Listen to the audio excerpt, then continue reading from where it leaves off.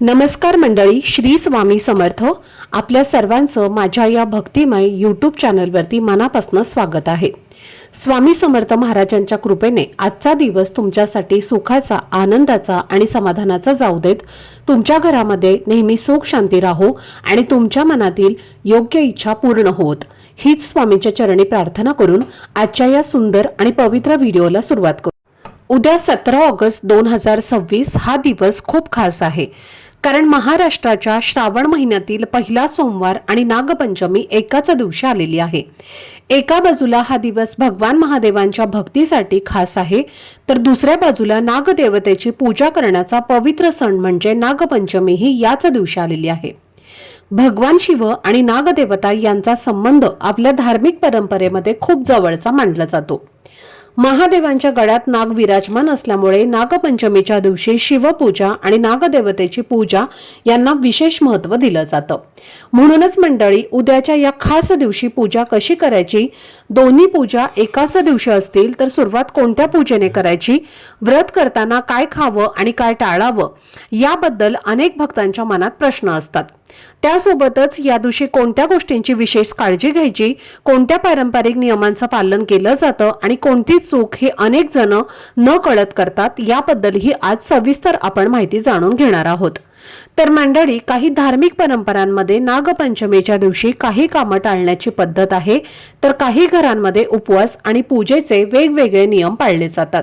त्यामुळे तुमच्या घरची परंपरा आणि श्रद्धा लक्षात घेऊनच हे नियम पाळणं योग्य आहे. आणि सर्वात महत्त्वाचं म्हणजे या पवित्र दिवशी भीती मनामध्ये ठेवायची नाही, तर श्रद्धेने भगवान महादेवांचं स्मरण करायचं आणि नागदेवतेला नमस्कार करून आपल्या कुटुंबाच्या सुख शांतीसाठी प्रार्थना करायची. आजच्या व्हिडिओमध्ये आपण हे सगळं काही व्यवस्थित माहिती जाणून घेणार आहोत. त्यामुळे व्हिडिओ हा कुठेही स्किप न करता शेवटपर्यंत नक्की पहा, म्हणजे योग्य ती माहिती तुमच्यापर्यंत पोहोचेल. कारण पुढे आपण जाणून घेणार आहोत की श्रावण सोमवार आणि नागपंचमी एकाच दिवशी आल्यावर पूजा कशी करायची, व्रत कसं ठेवायचं आणि या दिवशी कोणत्या गोष्टी आवर्जून टाळायच्या, तर हे संपूर्ण आपल्याला आजच्या या व्हिडिओमध्ये जाणून घ्यायचं आहे. आणि जर तुम्ही माझ्या चॅनलवरती नवीन असाल तर चॅनलला पण नक्की सबस्क्राईब करा, बेल आयकॉनला सुद्धा दाबा, म्हणजे असेच भक्तिमय आणि आपल्या संस्कृतीच्या संबंधित नवीन नवीन व्हिडिओ तुम्हाला वेळेवरती पोहोचतील आणि तुमचा एकही व्हिडिओ हा मिस होणार नाही. तसेच कमेंट बॉक्समध्ये ओम नमः शिवाय हा मंत्र नक्की लिहा, जेणेकरून भगवान शिवशंकर यांचा कृपा आशीर्वाद हा तुमच्यावर आणि तुमच्या कुटुंबावर सदैव राहील.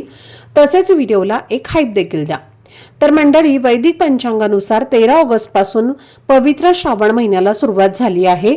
आणि श्रावण म्हटलं की आपल्या मनात भगवान महादेवांची भक्ती, सोमवारचं व्रत, पूजा आणि अनेक धार्मिक परंपरा लगेच आठवतात.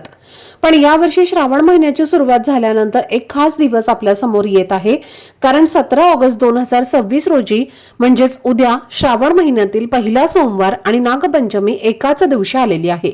नागपंचमी 17 ऑगस्टला साजरी केली जाणार असून पंचमी तिथी या दिवशी सायंकाळी सुमारे 5 वाजेपर्यंत आहे. म्हणूनच शिवभक्तांसाठी हा दिवस खूप खास मानला जात आहे, कारण एका बाजूला आपण श्रावण सोमवारची पूजा करणार आहोत आणि दुसऱ्या बाजूला याच दिवशी नागदेवतेची पूजा करण्याची संधी आपल्याला मिळणार आहे. आता मंडळी, या दोन सणांचा योग एकाच दिवशी आल्यामुळे अनेकांच्या मनात काही प्रश्न निर्माण झाले आहेत. पूजा नेमकी कोणत्या वेळेला करायची, सर्वप्रथम भगवान महादेवांची पूजा करायची की नागदेवतेची, दोन्ही व्रत एकाच दिवशी असतील तर उपवास कसा करायचा आणि नागपंचमीच्या दिवशी कोणत्या गोष्टी कराव्यात आणि कोणत्या गोष्टी टाळाव्यात, आजच्या या व्हिडिओमध्ये आपण या सगळ्या प्रश्नांची उत्तरं अगदी सोप्या भाषेमध्ये जाणून घेणार आहोत. तर मंडळी, पंचमी तिथी 16 ऑगस्ट रोजी सायंकाळी सुरू होते आणि 17 ऑगस्ट रोजी सायंकाळी संपते. त्यामुळे उदय तिथीच्या नियमानुसार नागपंचमीचा सण 17 ऑगस्टला साजरा केला जातो. नागपंचमीच्या पूजेच्या वेळेबद्दलही वेगवेगळ्या पंचांगामध्ये थोडाफार फरक दिसू शकतो, कारण मुहूर्त हा शहर आणि सूर्योदयाच्या वेळेनुसार बदलतो. त्यामुळे तुमच्या परिसरातील पंचांगानुसार वेळ तपासणं योग्य राहील. पुण्यासाठी 17 ऑगस्टला सूर्योदय सकाळी 6:16 चालू होणार असून पंचमी तिथी ही सायंकाळी 5:01 आहे. आता सर्वात महत्त्वाचा प्रश्न येतो तो म्हणजे श्रावण सोमवार आणि नागपंचमीची पूजा एकाच दिवशी असेल तर सुरुवात कोणत्या पूजेने करायची. तर मंडळी, आपल्या घरच्या परंपरेनुसार पूजा करण्याची पद्धत वेगळी असू शकते, पण तुम्ही प्रथम भगवान महादेवांची पूजा करून त्यानंतर नागदेवतेची पूजा करू शकता. सकाळी उठून स्नान करा, स्वच्छ कपडे घाला आणि देवघरात दिवा लावून भगवान महादेवांचं स्मरण करा. शिवलिंगावर स्वच्छ जल अर्पण करा, बेलपत्र वाहा आणि मनापासून ओम नमः शिवाय या मंत्राचा जप करा. महादेवांची पूजा झाल्यानंतर नागदेवतेची पूजा करा. नागदेवतेच्या प्रतिमेला हळद, कुंकू, फूल, दुर्वा आणि आपल्या घराच्या परंपरेनुसार नैवेद्य अर्पण करा आणि कुटुंबाच्या सुख शांतीसाठी मनापासून प्रार्थना करा. तर मंडळी, नागदेवतेला आपल्या संस्कृतीमध्ये विशेष स्थान आहे आणि भगवान शिवांच्या गळ्यामध्ये नाग विराजमान असल्यामुळे नागपंचमी आणि शिवभक्ती यांचा संबंध आपल्या धार्मिक परंपरेमध्ये खूप सुंदर पद्धतीने जोडलेला आहे. आता आपण पाहूयात उपवासाचं. तर श्रावण सोमवाराचं व्रत आणि नागपंचमीचं व्रत एकाच दिवशी आल्यामुळे उपवास कसा करायचा हा प्रश्न अनेकांना पडतो. या बाबतीत प्रत्येक कुटुंबाची आणि प्रदेशाची वेगळी परंपरा असू शकते, त्यामुळे तुमच्या घरामध्ये ज्या पद्धतीने व्रत केलं जातं तीच पद्धत पाळणं योग्य आहे. जर तुम्ही उपवास करत असाल तर तुमच्या आरोग्याची काळजी घेणं खूप महत्त्वाचं आहे. फळ, दूध किंवा तुमच्या घरामध्ये व्रत परंपरेनुसार सात्विक आहार तुम्ही घेऊ शकता.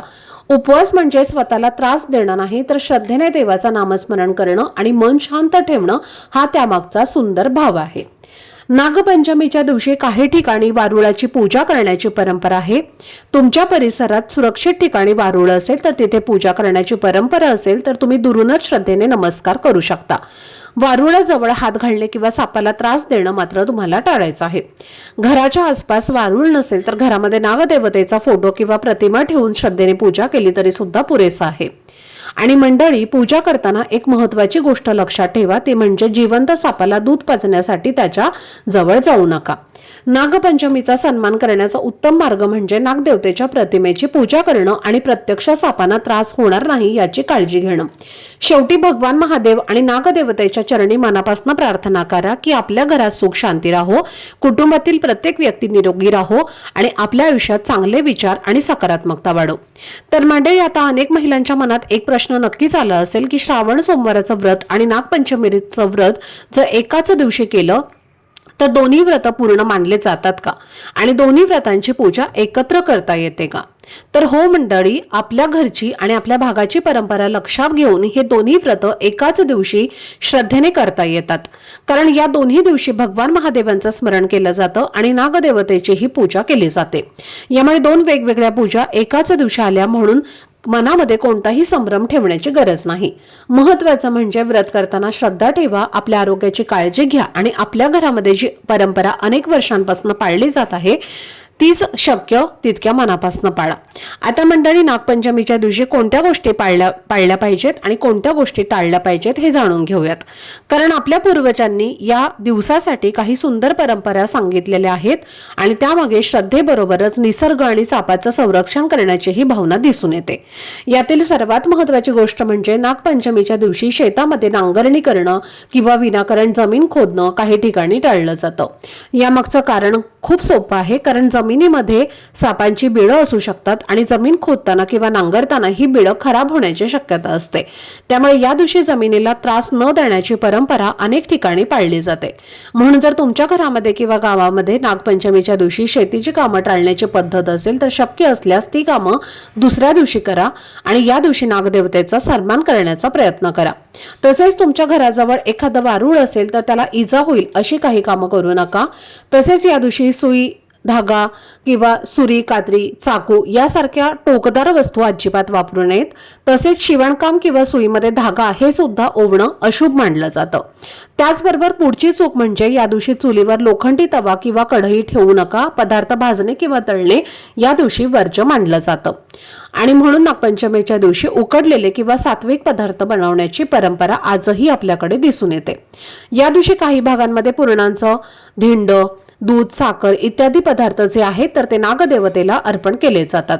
नागपंचमीच्या दिवशी अनेक घरांमध्ये चुलीवर किंवा गॅसवरती तवा सुद्धा ठेवला जात नाही आणि ही प्रथा जी आहे तर ती प्रत्येक भागामध्ये प्रत्येक कुळामध्ये वेगवेगळी आहे.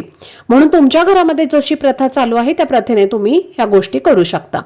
त्याचबरोबर पहा, या दिवशी आपण जेव्हा नागदेवतेची पूजा करतो तेव्हा तिथे दुधाचा नैवेद्य दाखवला जातो, पण प्रत्यक्षात साप हा कधीच दूध पित नाही किंवा त्याला जे दूध आहे तर ते दिलं जात नाही. ते त्याच्या जीवासाठी धोकादायक असतं आणि म्हणून तुम्ही या दिवशी जर तुम्हाला प्रत्यक्षात साप दिसला तर त्याला दूध ठेवू नका. नेहमी प्रतिमेची किंवा मूर्तीची पूजा करत असताना दुधाचा नैवेद्य किंवा दूध हे अर्पण केलं जातं. त्याचबरोबर या दिवशी घरामध्ये भाज्या चिरणं हे सुद्धा वर्ज्य मानलं जातं. या दिवशी कोणत्याही पालेभाज्या किंवा फळभाज्या ज्या आहेत तर त्या चिरल्या जात नाहीत. जर तुम्हाला दुसऱ्या दिवशी काही भाज्या बनवायच्या असतील, म्हणजे उद्या भाज्या बनवायच्या असतील, तर त्या तुम्ही आजच म्हणजे आदल्या दिवशी चिरून ठेवा, जेणेकरून तुम्हाला नागपंचमीच्या दिवशी कोणत्याही भाज्या चिरण्याची गरज पडणार नाही. त्याचबरोबर या दिवशी शक्यतो वादविवाद क्लेश आवर्जून टाळा. वाईट बोलणं किंवा कोणाचाही अपमान करणं अवश्य टाळावं, कारण कोणतेही व्रत किंवा पूजा तेव्हाच पूर्ण मानली जाते जेव्हा आपलं मन शांत आणि निर्मळ असतं. त्यामुळे ही एक चूक सुद्धा अवश्य तुम्हाला पाळायची आहे. तसेच नागपंचमीचा सण हा स्त्रियांसाठी खूप महत्त्वाचा असतो. नागपंचमीच्या दिवशी अनेक स्त्रिया आपल्या माहेरी जातात, नवीन वस्त्र परिधान करून नागदेवतेची पूजा करतात, भावाची पूजा करतात आणि या दिवशी आपल्या पतीच्या, भावाच्या आणि मुलांच्या तसेच संपूर्ण कुटुंबाच्या सुख समृद्धीसाठी नागदेवतेकडे प्रार्थना करत असतात. तसेच माहेरी येऊन झोके सुद्धा खेळण्याची परंपरा आहे. आता सासरी सुद्धा तुम्ही ही पूजा करू शकता, झोके घेऊ शकता, पण नागपंचमीला बऱ्याच ठिकाणी स्त्रिया ज्या असतात तर त्या आपल्या माहेरी जाऊन हा सण साजरा करत असतात. आता तुमच्याकडे जशी प्रथा आहे तसं तुम्ही करू शकता. त्याचबरोबर या नागपंचमीच्या दिवशी नागदेवतेला हा एक नैवेद्य अवश्य दाखवा. जर या दिवशी आपल्याला बत्ताशा, लाह्या आणि दूध यांचा नैवेद्य जर नागदेवतेला दाखवला तर व्यक्तीच्या कुंडलीतला राहू केतूचा दोष जो आहे तर तो दूर होतो आणि नागदेवतेची कृपा आशीर्वाद आपल्याला प्राप्त होतात, कारण हा नैवेद्य नागदेवतेला अत्यंत प्रिय आहे. तसेच या दिवशी नागदेवतेला दूध अर्पण करताना पितळेच्या भांड्यातून दूध घेऊ नये. त्यासाठी तांब्याचं भांडं वापरावं किंवा स्टीलचं भांडं तुम्ही वापरलं तरी सुद्धा चालेल. तर अशा पद्धतीने तुम्हाला पहिला श्रावण सोमवार आणि नागपंचमीचा हे दोन्हीही सण तुम्हाला साजरे करायचे आहेत आणि ज्या काही चुका मी तुम्हाला सांगितल्या आहेत त्या तुम्हाला अवश्य टाळायच्या आहेत. तर ही अत्यंत महत्त्वाची माहिती मला तुमच्यापर्यंत शेअर करायची होती. आजचा हा व्हिडिओ जर तुम्हाला आवडला असेल, माहितीपूर्ण वाटला असेल तर व्हिडिओला लाईक करा. चॅनलवरती नवीन असाल तर चॅनलला सबस्क्राईब करा आणि हा व्हिडिओ आपल्या मित्रपरिवारासोबत जास्तीत जास्त शेअर करा. चला तर मग भेटूया पुढच्या व्हिडिओमध्ये. तोपर्यंत सर्वांना श्री स्वामी समर्थ. धन्यवाद.